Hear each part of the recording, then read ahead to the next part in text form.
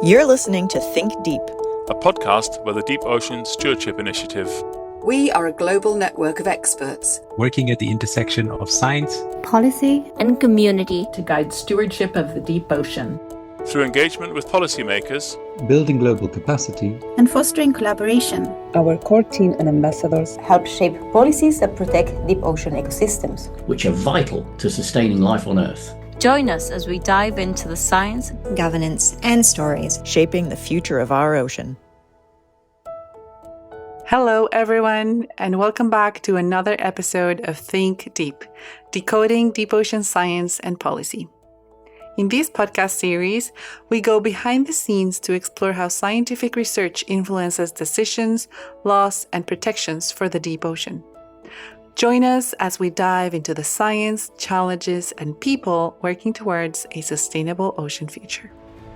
I'm your host, Michelle Guraieb, an oceanographer with a passion for the deep ocean and its connection to our lives. In today's episode, we talk about climate change in the deep ocean with Natalya Gallo, an expert in deep ocean science and international climate governance. Natalya, welcome. We're so happy to have you with us today. Thank you so much for having me, Michelle. To start off, can you tell us about your personal experience researching the deep ocean? Have you had any moments or stories that made you feel more connected to it or inspired to keep raising awareness about climate change in the deep sea? Yeah, sure. After I finished my PhD, I had the opportunity to join for a research expedition off of Costa Rica. And I got to dive to almost 2,000 meters deep after 6 years of studying the deep ocean and trying to look at how low oxygen conditions in the deep ocean affect the biological communities that you find in the deep sea. For that research, I was using data that was coming from other people's submersible dives, but this was the first time that I actually got to go down into the deep sea and see these organisms firsthand. And that was a very profound experience for me. That's awesome. Can you tell us more about it? We went down 2,000 meters, which seems like a lot when you're going into the deep ocean. But if you think about 2,000 meters, 2 kilometers on land, that would be, not very far to walk. That's much shorter than a 5K to run.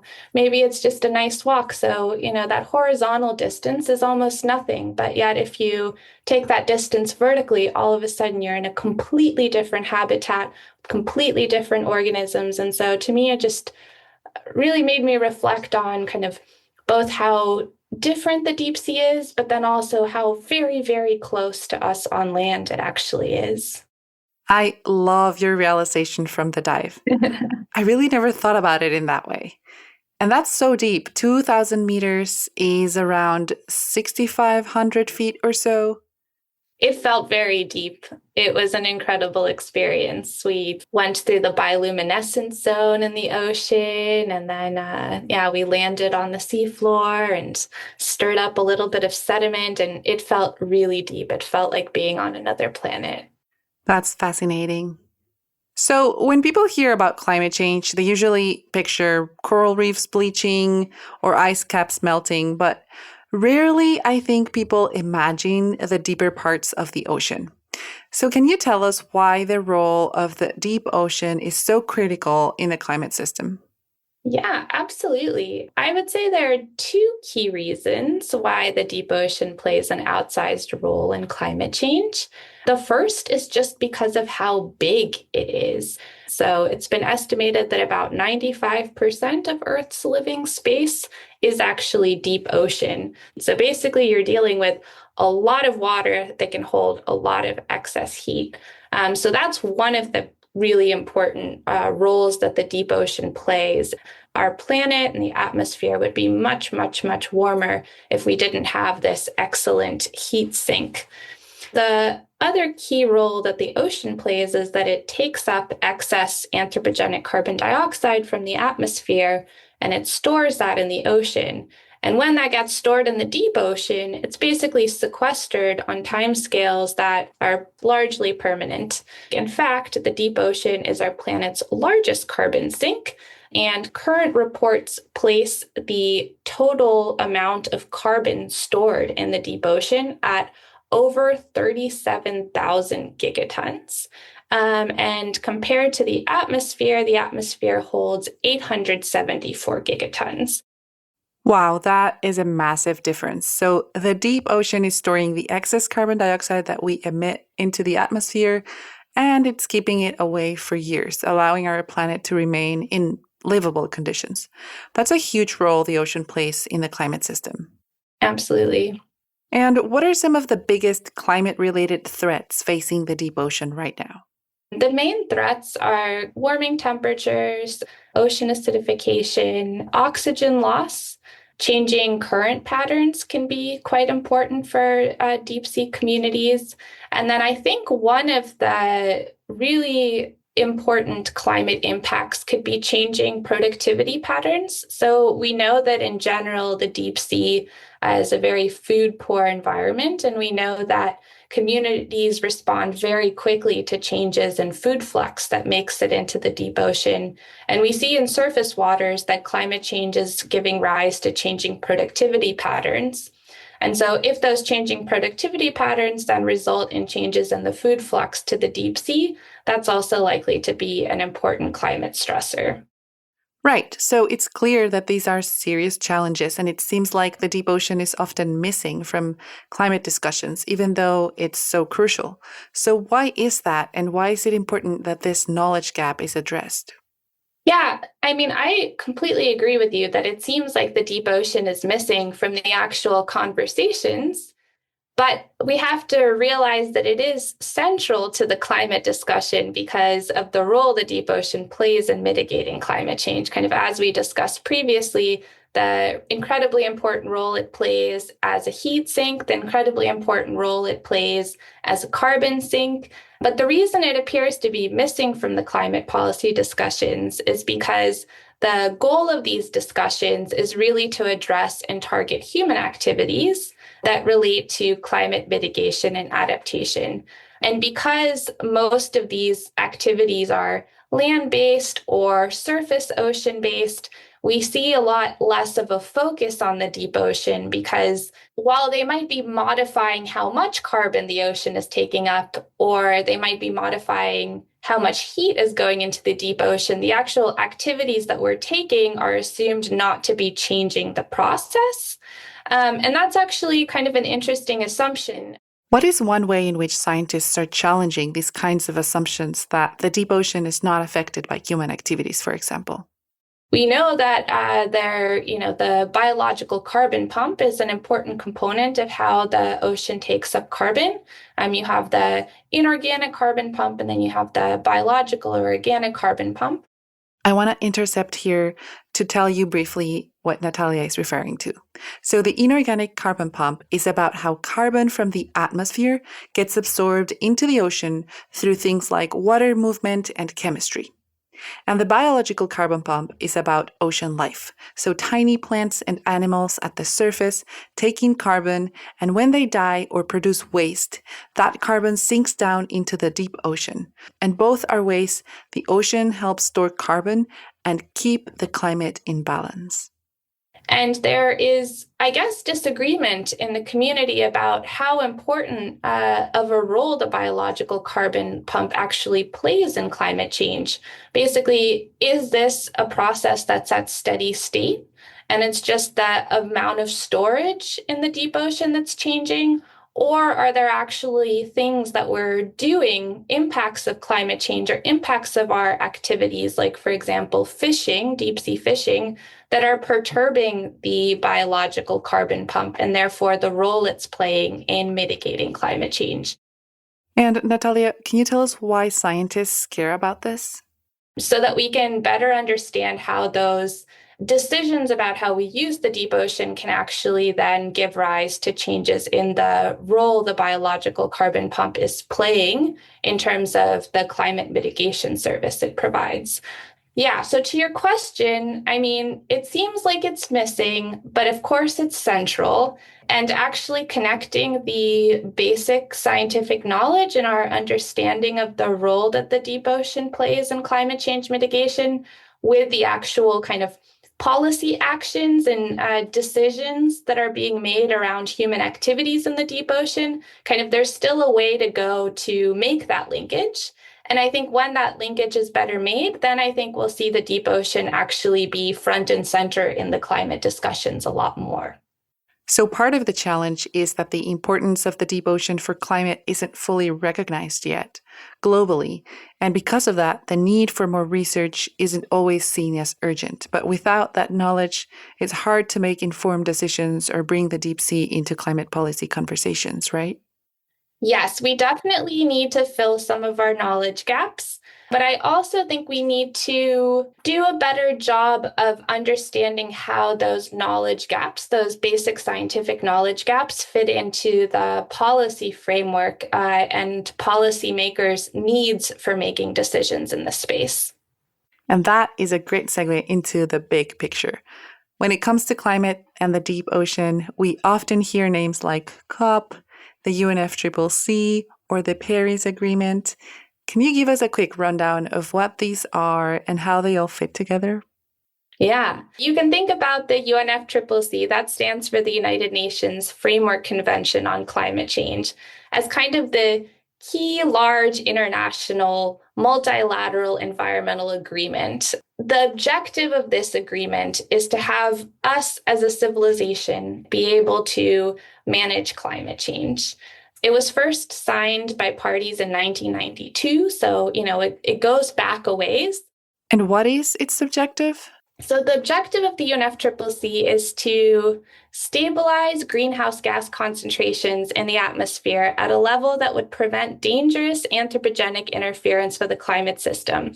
Such a level should be achieved within a time frame sufficient to allow ecosystems to adapt naturally to climate change, to ensure that food production is not threatened, and to enable economic development to proceed in a sustainable manner.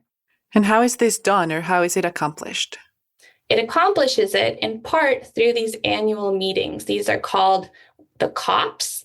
This stands for the Conference of the Parties. So basically, all of the countries that are signatories to the Framework Convention come together, civil society, non-governmental organizations, everyone who wants to be a part of it comes together and they try and make progress towards this global objective of preventing dangerous anthropogenic interference with the climate system. So the other way that the convention moves forward and makes progress here is by developing specific agreements about how parties are going to actually lower their greenhouse gas emissions. And so one of the key agreements that came out of the UNFCCC was the Kyoto Protocol. Your listeners may have heard of that. But more recently, the Paris Agreement was the critical climate agreement that came out of the UNFCCC process. So the Paris Agreement entered into force in 2016. I actually had the opportunity to be in Paris during the COP when the Paris Agreement was adopted. I was there trying to advocate for the ocean to actually make it into the Paris Agreement. Can you tell us more about the Paris Agreement? Yeah, it is the specific way that we limit global warming. So it sets us up with a target to limit global warming to well below 2 degrees, with an aim to hold global warming at 1.5 degrees Celsius above pre-industrial levels. So it's really kind of a bottom-up way where every country says how they are going to lower their greenhouse gas emissions. And then there's a global stocktake process. So basically countries have to provide new nationally determined contributions and basically show that they're making progress to those. And adaptation has also become a big part of the Paris Agreement, right? Yeah, so we moved from a focus on just mitigation, how we lower greenhouse gas levels, to also how do we adapt to climate change? Because by 2016, it was clear that we would need to be adapting to. And how does the IPCC fit into this? So the IPCC is that Intergovernmental Panel on Climate Change. Its key function is to provide scientific information to governments, again, the governments that participate in the UNFCCC, so that they can develop climate policies. So the IPCC brings together authors from countries all around the world. It really wants to make sure that there's good diversity and representation of scientists who participate in that process. And the IPCC does not produce any new science. So the IPCC reviews all of the best available science. And then also the IPCC can provide and produce special reports, and these are reports that governments ask for. So, for example, there was a special report on the ocean and cryosphere in a changing climate. So that was a special report that specifically looked at how the ocean is responding to climate change. And how does all of this connect to the way the ocean is actually governed, like especially in areas beyond national borders? Yeah, a lot of the deep ocean occurs in international waters. So that means everything that is outside of the EEZ of countries is not actually really falling under the UNFCCC. And so that's where we also have to look at the UN Convention on the Law of the Sea, the biodiversity beyond national jurisdiction. And then also we see the ocean climate nexus also fitting into the Convention on Biological Diversity and how it looks at the impacts of climate change on biodiversity in the ocean. So we've kind of approached this from a very climate perspective here, but we should remember that actually there's a lot of alignment with other international frameworks that are kind of moving forward right now. Yes, and we actually discussed the Convention on Biological Diversity in our last episode with Professor Anna Metaxas. So if our listeners want to learn more about that, they should definitely check episode 2 out. So we've talked about how important the deep ocean is for climate, but when it comes to big climate negotiations, like those under the UNFCCC, is the deep ocean actually part of the conversation, or is it still mostly left out? The deep ocean is implicitly there, again, because of the role the deep ocean plays in climate mitigation as a heat sink and as a carbon sink. Explicitly, we haven't really seen the deep ocean very much beyond, like, sometimes scientists attend the COPs, and then scientists have the opportunity to propose different side events. And so, for example, I was part of a side event a few years ago at a COP. There we were looking at kind of deep sea observing needs for being able to understand and measure the impact of climate change. So sometimes you see the deep ocean explicitly represented kind of through side events that civil society brings, but it's not really explicitly there in the negotiations. Right, and that's exactly why DOSI's presence at these meetings is so important. Since the deep ocean isn't always at the forefront of official negotiations, having DOSI delegates there organizing side events, sharing science, and connecting with policymakers is crucial to making sure the deep sea isn't overlooked in climate solutions. So, Natalya, for early career scientists or anyone curious about the connection between ocean science and policy, what's a good way to start learning about these processes or even getting involved other than connecting with senior scientists who are engaging in these types of meetings as well? So there's a really great newsletter. It's called the Earth Negotiation Bulletin, ENB. It's an organization that goes to all of these different international meetings. So, and they're providing really excellent kind of short written testimony about what's happening. So you can, if you're interested in just following along what's happening at some of these meetings, you can check out the ENB newsletter or kind of the daily reports from these COPs. It's quite fun when you're at the COP there. They actually have the report every day, and then it's something that a lot of delegates will do. They'll kind of pick it up and see what did they write about what happened the day before as kind of a quick summary, because there's so many things happening at the COP in a day. So that's a good way to just track what's happening during the meetings. It's also good to know that there are a lot of virtual events that are occurring during the annual negotiations. For example, at the UNFCCC COPs in recent years, there's been a large virtual ocean pavilion that's been developed.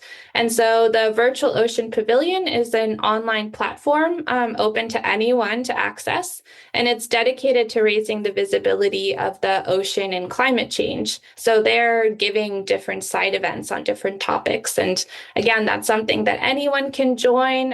They can watch the side events. They can ask questions to the panelists. They can find out, who's active in this space. Maybe then you can follow them on social media and see what they're posting from the COPs. That's also kind of a good way to monitor the pulse, right, of what's happening on the ground. I used to be quite active when I would be going to the COPs, writing on what used to be, Twitter about what was happening. So finding some scientists who are actively engaged is a good way to stay informed. I also want to give a shout out to the DOSI policy briefs. So Deep-Ocean Stewardship Initiative, scientists who are part of that organization, they develop policy briefs usually in preparation for some of these large climate negotiations or some of these other large international meetings. And so these policy briefs are a great way to understand what the newest relevant science is. Are there any specific ones that our listeners should know about? One policy brief that I was able to contribute to recently called Deep Ocean Knowledge Gaps in the IPCC assessment reports. But basically in that paper, what we did was we went through all of the relevant IPCC reports and looked at how the deep ocean is presented or not presented in those to really identify where the current knowledge gaps are that need to be addressed by the scientific community and also need to be acknowledged by policymakers. One of the interesting things is that the IPCC needs a high level of certainty in order for information to kind of make it into the top tier reports. So basically you have the main reports, and then you have technical summaries, and then you have summaries for policymakers. But if you have low certainty, then the information never makes it into the summary for policymakers. And because the deep ocean is really understudied, usually the information is low certainty. So it looks like we don't know much about the deep ocean and how it responds to climate change if you just look at the summary for policymakers. Again, because that information is basically getting cut because of the low certainty. So that's something that we want to make sure that policymakers are aware of. It's not that, the deep ocean isn't being affected by climate change. It's that, we have poor knowledge and we need more research in order to increase the certainty level of this knowledge. And then I'll just also mention, so there's the Global Ocean Forum and the Ocean and Climate Platform. These are two organizations that have been very involved in the UNFCCC COP process that, you can look them up, follow them. They provide a lot of good information on what's happening in that space. And then also the UNFCCC actually has an ocean work stream. So, if your listeners want to look up the UNFCCC website and just look at ocean work stream, it will report on what's happening kind of for oceans in the UNFCCC. And sometimes there are opportunities to also provide input. Amazing, Natalya. Thank you so much for pointing to those resources, and we will be sure to link them in the show notes. I also encourage your listeners to be active participants in DOSI.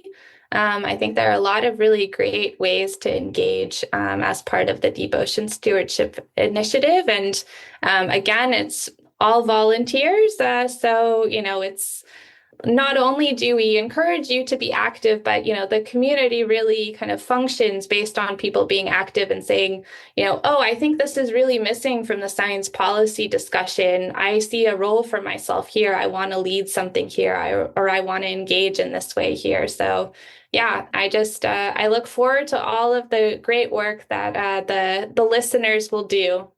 Yes, DOSI is a great way to start if you're interested. Yeah, and we don't only need, natural scientists too. I think there's a role for people with a whole range of skills. Yes, exactly. Thank you so much, Natalya. It's been a great conversation. I've had a lot of fun talking about climate change and governance. We really appreciate you. Yeah, thank you so much for having me. And thanks to all of you for listening. Let us know if you liked this episode by leaving a rating and sharing with your friends. And remember to check the notes for links relevant to our conversation today. I'll talk to you next time.